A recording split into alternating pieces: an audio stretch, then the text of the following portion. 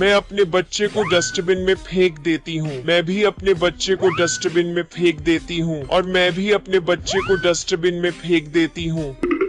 ओए पागल लड़कियों, तुमने अपने बच्चों को डस्टबिन में क्यों फेंका? ये हमारे बच्चों के रूप में राक्षस हैं। रुको, मैं अभी चेक करता हूँ। रोबोट बेटा जल्दी आके चेक करो।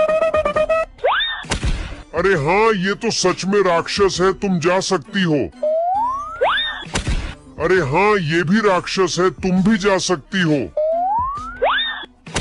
ओ लड़की, ये तो असली का बच्चा है, तो इसे क्यों डस्टबिन में डाला? क्योंकि